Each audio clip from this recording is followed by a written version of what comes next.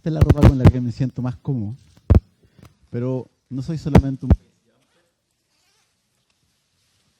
Soy igual que todos ustedes, una persona que sueña, ¿no?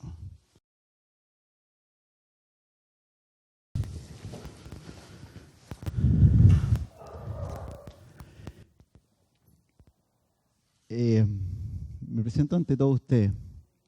Esto es solamente una parte de mi vida. Una parte es ser dentista, como dijeron, una parte es saltar. Todos tenemos distintas partes que tenemos que desarrollar. Y en este momento creo que tengo, o por lo menos soy consciente de uno de los momentos más felices de mi vida. Pero no siempre ha sido así. Y les voy a contar un poco algunas cosas que me marcaron. Los recuerdos conscientes de mi vida desde los 12 años, que es cuando empiezan a surgir como un poco los sueños, van acompañados de algunas cosas que me marcaron mucho, que es la enfermedad de mi papá. Mi papá tiene 67 años y ya lleva como 5 cánceres. Pero fui consciente de esto, a pesar de que su primer cáncer lo tuvo cuando yo tenía 9 años, en una conversación que eran los tiempos que yo pasaba con él normalmente, porque él, al igual que yo, es dentista y lo seguí mucho. Pero nuestros momentos de padre e hijo eran cuando nos íbamos de pesca al sur, nos íbamos aislados, amigos de él, amigos míos, y en uno de esos viajes de la vuelta, él me contó lo que había sufrido en su primer cáncer. Le habían dado un diagnóstico bastante negativo y un pronóstico aún peor. Le habían dado 1 año o 6 meses de vida, algo así. Y él, al entrar al quirófano, se dio cuenta que después de eso, cada día era un regalo. Él decía, cada día es una yapa para mí. Lleva 30 y tantos años de yapa, afortunadamente. Pero me quedó muy fuertemente grabada la palabra, es un regalo. Cada día es un regalo. Y así me planteé en mi vida, donde fui descubriendo cosas que me gustaban. Yo soy dentista porque a los 12 años vi al profesor Branemark, quien es para mí el ídolo en la odontología. Él es médico, traumatólogo sueco, pero él fue el que desarrolló la técnica de los implantes osseointegrados y vi en eso la oportunidad de devolverle la vida a alguien. No es solamente devolver una sonrisa, colocar un dedo que te falta, la prótesis de cadera o una parte del rostro que te falta. Es devolverle la vida a alguien. Y eso fue una de las cosas que me marcó profundamente y dije, eso quiero hacer. Obviamente que había que ser buen alumno, así que estudié todo lo que pude. No tanto porque me gustaba jugar básquetbol, subir a la montaña. Y ese es mi otro gran motivo de vivir, que es la montaña. Aprendí a esquiar y para mí fue un mundo nuevo. Fue como aumentar el pequeño mundo que tienes a los 12 años a una montaña completa por descubrir.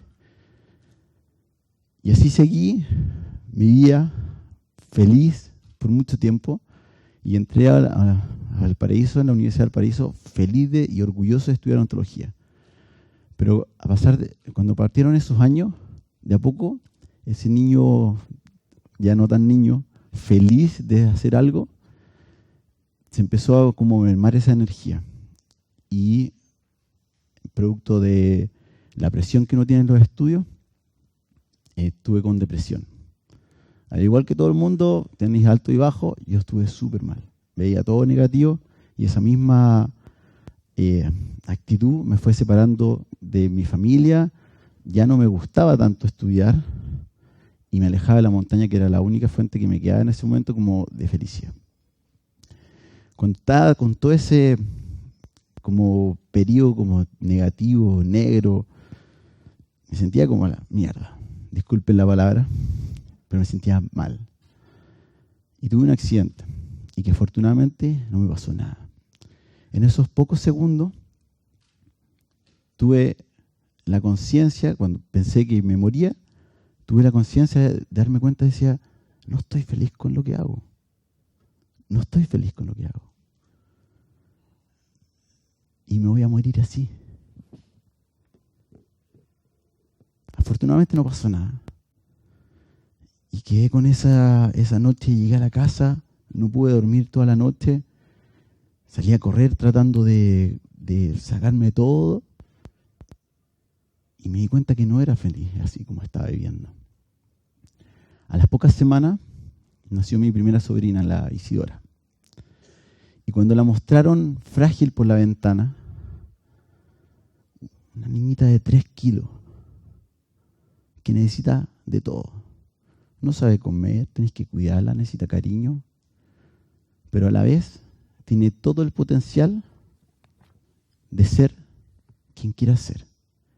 Y me di cuenta con esa imagen de que todos tenemos la posibilidad de ser quien queramos ser, pero tenemos que quererlo nosotros, porque nosotros somos los únicos responsables de la vida que tenemos. Así que hubo como un cambio, lo conversé con mi papá y le dije, ¿sabes qué? No estoy contento con lo que hago. Me dice, ¿qué te pasa?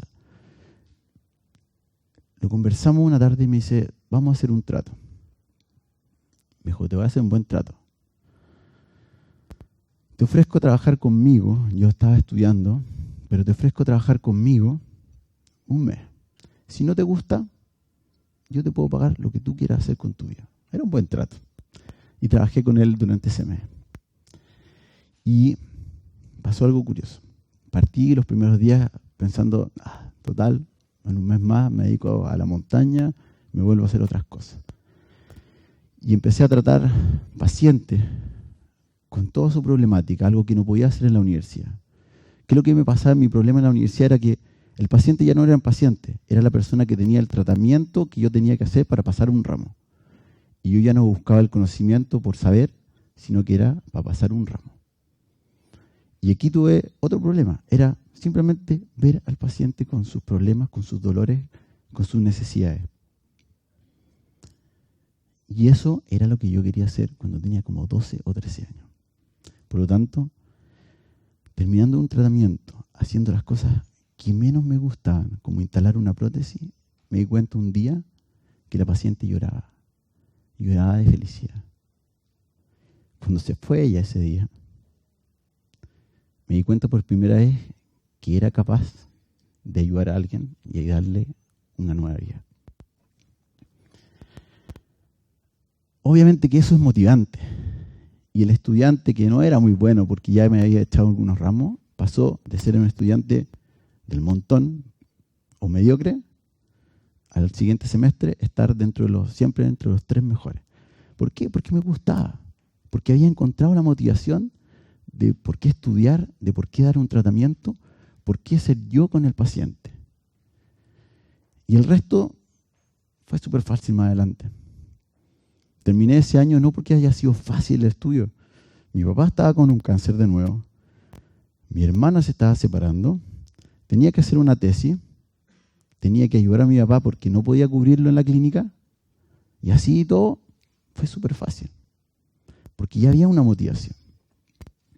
Y así terminé ese año.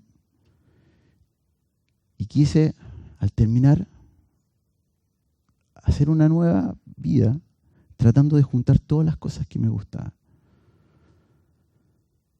Necesitaba terminar el pregrado, obviamente, para ser un poco más libre. Y en vez de terminé el pregrado, y lo primero que hice fue al siguiente día, que yo había pensado, me voy a dedicar a la montaña, me voy a dedicar a esquiar y a eso, lo que hago al siguiente día me sentí vacío. Y hice 2 cosas. Postulé un magíster y empecé a saltar en paracaídas. ¿Para qué les voy a contar de odontología si dije un magíster, una especialidad y he seguido desarrollando la técnica? Lo que más le llama ahora a la gente es que salto. Ahora, ¿por qué saltar? Porque eres libre. Y me tuve que enfrentar a uno de mis mayores miedos. Tengo vértigo. Y hasta ahora tengo vértigo. Pueden creer, imaginarse, pararse en un acantilado. Estáis con tu traje o a veces sin. Y tenéis vértigo. Cágate de miedo, pues. Y me sigue pasando. Si tengo que saltar, ni un problema. Pero si un amigo está saltando, chucha, no me acerco. No me acerco ni al balcón de los departamentos de mis amigos. Porque me da vértigo. Eso me da la libertad. Y partí saltando, obviamente partí de avión, nunca le conté a nadie por qué yo estaba empezando a saltar paracaídas, pero lo único que quería hacer era saltar de un acantilado. ¿Por qué? Porque eso es libertad. Subirse a un avión, sentarse ahí, esperar los 15 minutos que llegue ahí arriba, saltar, no tenía nada que ver con la montaña, que era lo que me llamaba la atención. Necesitaba subir el cerro, 2, 3 horas, el día completo, para llegar arriba, y la mayoría de las veces, afortunadamente, podemos saltar. Muchas veces nos tenemos que devolver. Pero eso era lo que quería. Así que me fui a España, porque en Chile hasta ese momento no hacía nadie un salto base, y contacté a Uli, que es un alemán. Un alemán que tiene ya 50 y tantos años y es abuelo. Súper tranquilo, me enseñó, al cual le agradezco hasta ahora, y me llevó a un puente. Caminar por el puente, pasaban autos, 100 kilómetros por hora. Tú miras ahí para abajo, ¿qué estoy haciendo acá? Me subí a la baranda y me tiritaban las cañuelas, y Uli me miraba y me decía, ¿estás tiritando? Y yo decía, me dijo, si quieres bajamos. No, le dije, si llegué acá es porque vamos a hacer esto. Te concentras en la respiración, eres consciente de todo tu cuerpo, de todo lo que te rodea. Puedes escuchar hasta las hormigas a veces. Y te dejáis caer. Ese es el momento que yo les puedo contar que es más libertad y a la vez uno de los momentos más difíciles que me ha tocado hacer.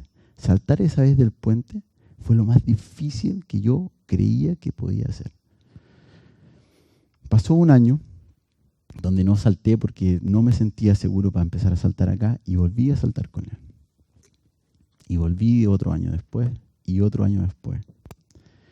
Y me tocó vivir las cosas más felices y a las veces las más tristes que he tenido que vivir. Y he tenido que aprender de eso.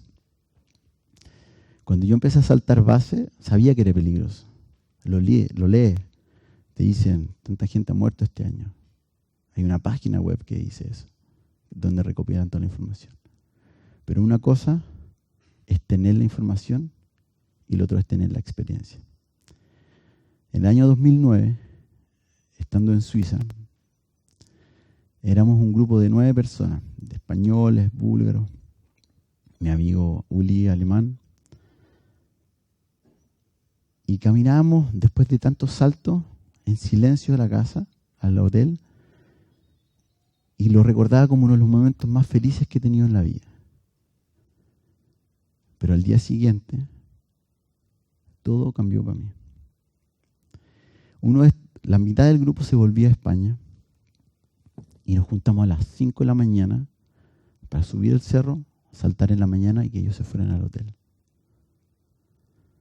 Nos dividimos y a mí me tocó salir segundo después de un grupo de 3.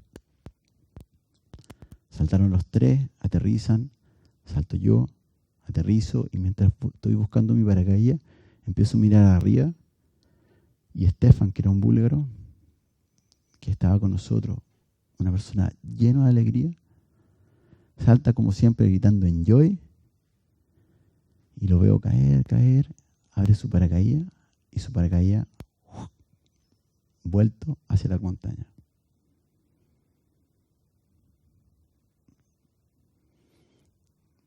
Lo que pasó después no es necesario entrar en detalle. Lo buscamos entre las rocas y el bosque, y entre nosotros le dimos los primeros auxilios. Lo retiraron en helicóptero, y cuando nosotros llegamos al hotel, él ya había muerto. Pasé como 4 o 5 meses sin poder saltar, ni siquiera un avión. Pensé que me lo iba a dejar para siempre saltar. Era demasiado peligroso. Sigue siendo demasiado peligroso. Pero me obligué a saltar porque tenía un sueño que era saltar en un acantilado con un traje de wingsuit, con un traje de alas como el que ustedes han visto. Y me preparé durante 2 o 3 meses para hacer ese salto que para mí era la despedida, era dejar de saltar. En Noruega, en Cherac, en un acantilado de como 1000 metros de altura, un acantilado con un acceso, una vista increíble. Llegué allá porque era el sueño. Y era mi sueño despedirme ahí. Pero en ese viaje conocí a dos de mis mejores amigos. A Yuri, que es un brasileño, y a Violeta, que era una sueca. Conocerlos a ellos, empezamos a saltar, y ya el salto, que era algo personal, se transformó en algo de amigo, en amistad, en desarrollar cariño, en desarrollar lazos. Y me di cuenta que el salto base no es solamente saltar de los edificios, de los acantilados, puentes o la descripción que le quieran hacer. Es mucho más allá de un hobby, un crimen o una pasión. El salto base me dio la libertad de una nueva vida. Y hoy, lo que yo veo o cómo me enfrento a esta vida es darme cuenta que aprendo del pasado, pero el pasado ya fue, por lo tanto yo no vivo del pasado. El futuro es siempre incierto y depende del presente. Hoy es cuando tenemos que hacer nuestra vida. Es hoy cuando tenemos que hacer más y tenemos que vivir este día como el último día. Gracias.